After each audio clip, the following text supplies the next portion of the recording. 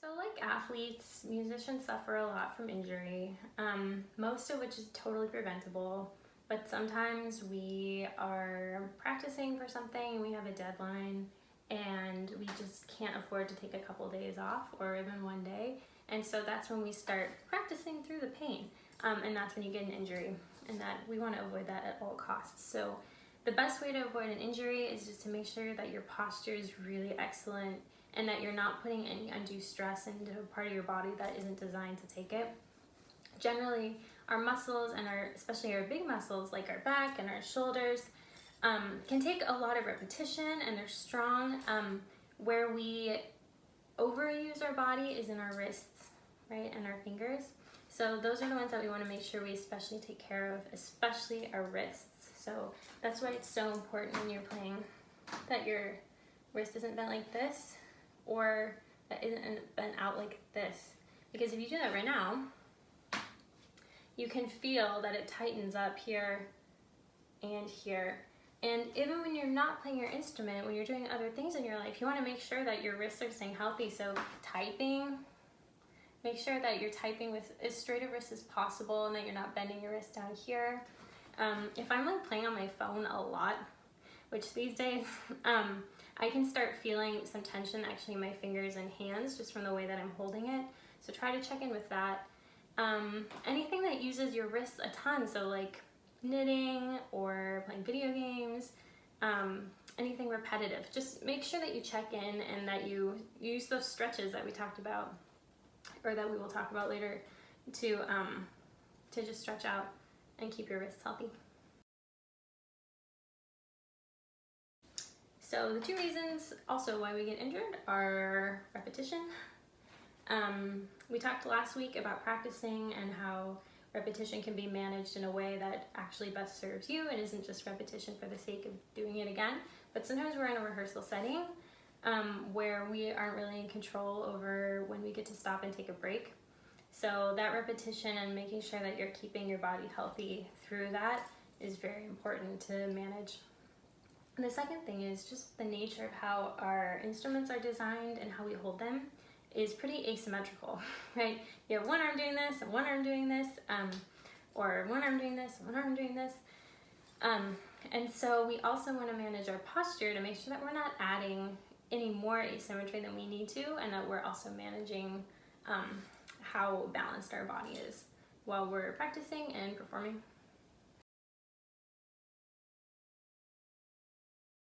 Last week we talked about the importance of warming up before you practice, and today we're going to add another detail to that, which is the importance of stretching before you practice. So this part I'm going to walk you through comes before your warm-up, and you do this before you pick up your instrument.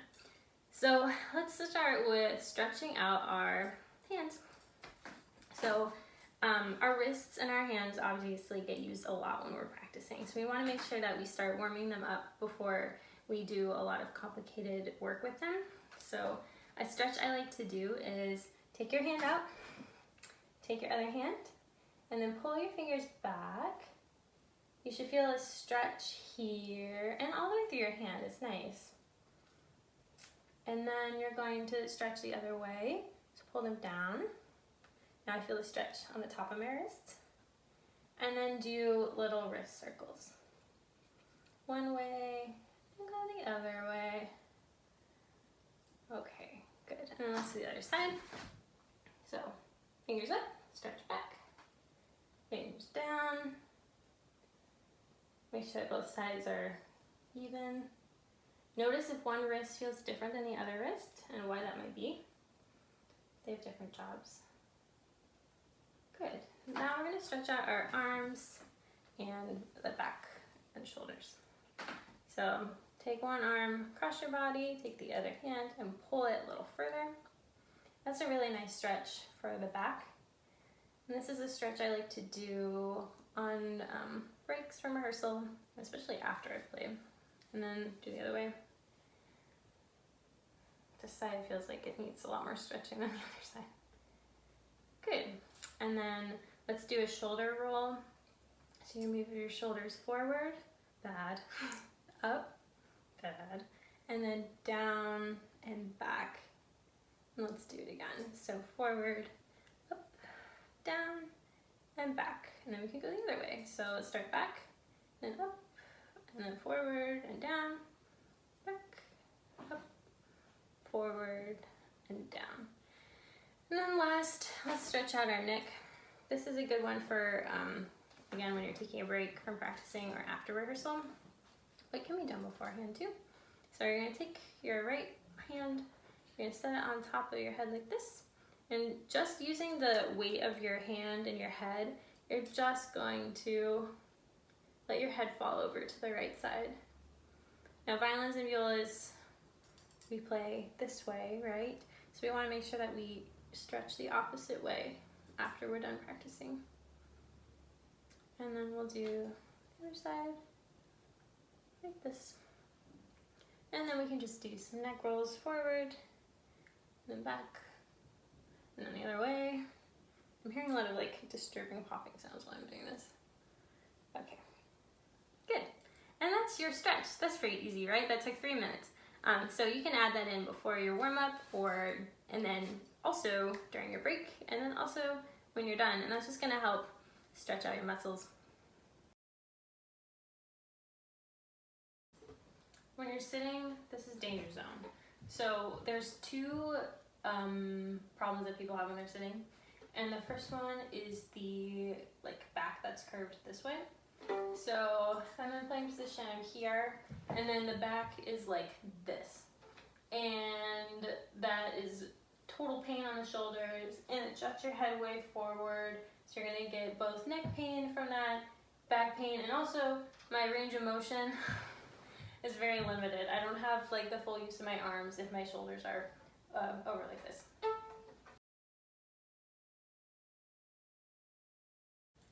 So now try arching your back the other way. So in the playing position here, and then I'm putting an arch in my lower back and I'm swaying it back. So if you're trying this right now, you can probably feel that you have a pinch right back here in your lower back, and it may be in between your shoulder blades as well. So not healthy for the back, and for long-term use, definitely you'll start feeling sore in your shoulders and your back. So let's look at standing postures now. Standing tends to be a healthier way to play because we're not confined in our little chair box. And usually when we're standing, we also tend to have more space around us. So in chamber strings, that's part of why we stand when we rehearse and perform. But there can still be some problems with standing and posture as well. One thing that I see a lot of is violinists and violists favoring their right hip and putting all of their weight into the right side of their body. So that this is me standing straight with the weight distributed equally into my left and right side. But then if I start favoring my right here, then suddenly the space between my ribs and my hips has shortened a lot. And then the left side is actually bent over and stretched. So no longer do I have good alignment in my body.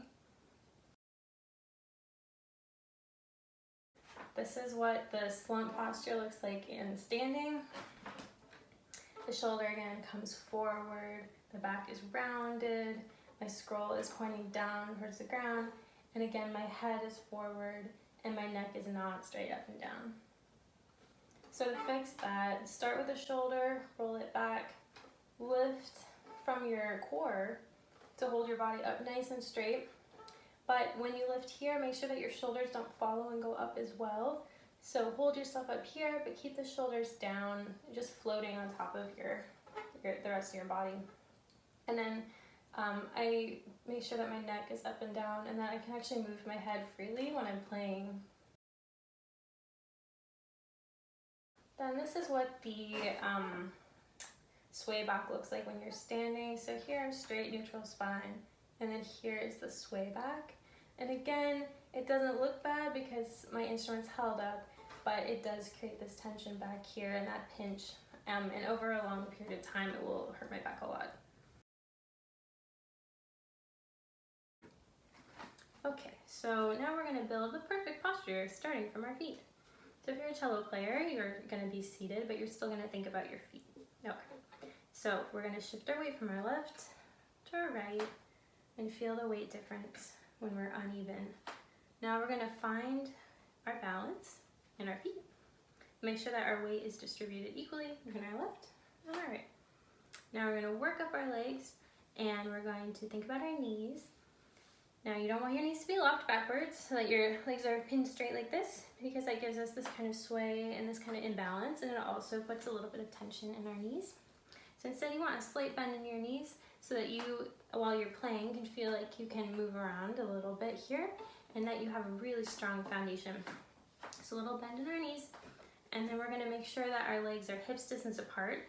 I see a lot of musicians with their legs really close together, and again, that's that tree kind of swaying in the breeze, and it's not a strong foundation. So hips distance apart, little bend.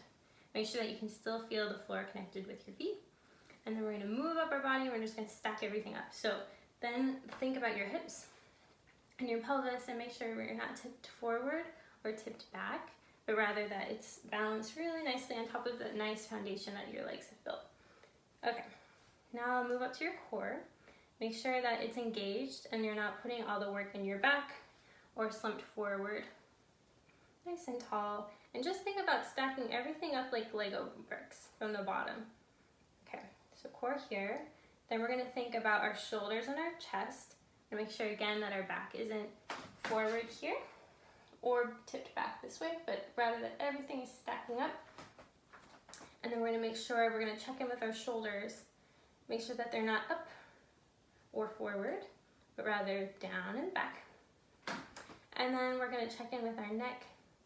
Make sure it's not forward or back or too far over to the side, but rather as up and down as possible. Okay, so I have everything stacked up now. And then you put your instrument up to playing position, and then you have to start again. So start with your feet. Make sure that your weight is balanced. Check in with your knees. Make sure that they're bent a little bit, that they're supporting you. Check in with your hips. Check in with your core. Check in with your shoulders. And then check in with your neck. And at this point, move your neck around a little bit more. Set it down where it goes. And then make sure that as you're playing, you can rock your head around and you can move your head. You can breathe, very important.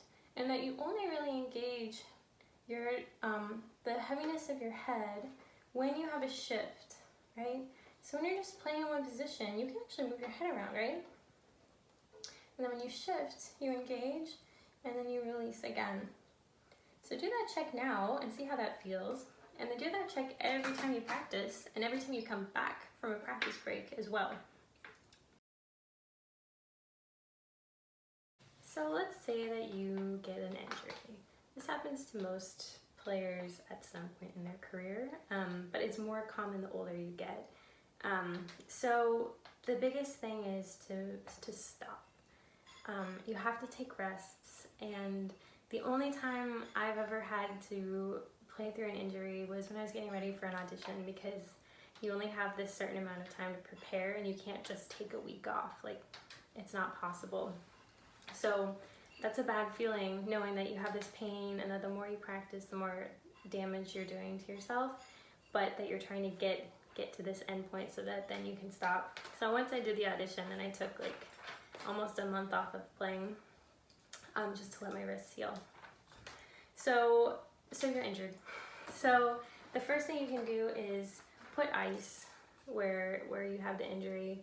And now tension while you're playing and a little bit of pain is sometimes fine, right? It's when you stop playing and the pain continues that then you have a problem. So if your hand hurts, you set down your instrument and then it goes away, you're like, okay, fine. Like, figure out what you were doing wrong to make that pain happen, but you're not injured, you're okay. But when you set the instrument down and then all throughout the day, like, you still feel this pain and this inflammation, then you have a little injury. It's not the end of the world, but you do have to take care of it. So you put ice on your wrists, and that's supposed to help bring the inflammation down. I tend to take ibuprofen too, which helps reduce swelling. And then you have to rest, and you can't play, and you have to be disciplined about just putting it aside for a little while. Because if you let it go too long, then you can't play at all. You have to take like 6 months off and get surgery. You don't want that. And then compression helps a lot too. So like wrapping it up, I like to actually wrap ice onto my wrist. Heat can help too sometimes. You can get those little like things that are activated with chemicals, and you like crumple them up and then you put them around your wrists. And that's something that I've used when I've had to rehearse through an injury. So like I still have to play because I'm under contract, and if you don't play, you don't get paid. And so that will help me get through that. And then I haven't done this, but it's always on the list, to elevate the thing, I guess